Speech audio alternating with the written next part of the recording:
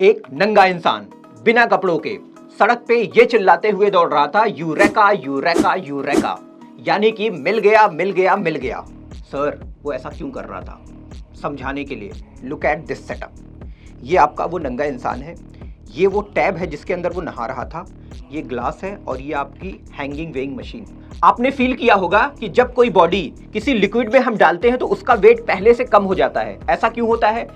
जब body liquid के अंदर जाती है तो उसके अपवर्ड डायरेक्शन में एक फोर्स काम करता है जिसको बाइंड फोर्स कहते हैं। ये बाइंड फोर्स इस बॉडी के थ्रू हटाए गए लिक्विड के वेट के इक्वल होता है।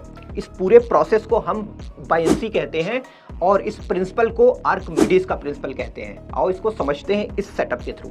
अब मैं इस बॉडी को मेजर करूंगा कि इसका वेट कितना है इस मशीन के थ्रू। तो मैंने इसको मेजर करना शुरू करा और ये मेरे को ऑलमोस्ट कितना शो कर रहा है, ये 60 ग्राम के आसपास ये मेरे को शो कर रहा है।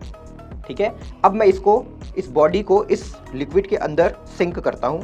तो जब मैंने सिंक करना शुरू किया तो मैं क्या देख रहा हूँ कि इसका वेट जो है वो कम हो गया, जो कि मेरे को वेइंग मशीन बता रही है। और ये लगभग निकल के आया 20, यानी कि 40 ग्राम फोर्स जो है वो कहीं ना कहीं इसके अपवर्ड डायरेक्शन में काम कर रहा है।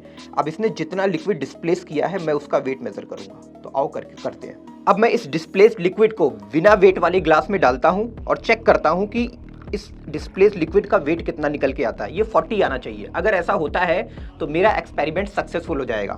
तो मैंने इस मशीन को ऑन करा। ऑन करने के बाद जब मैंने इसको उठाया तो ये मेरा ऑलमोस्ट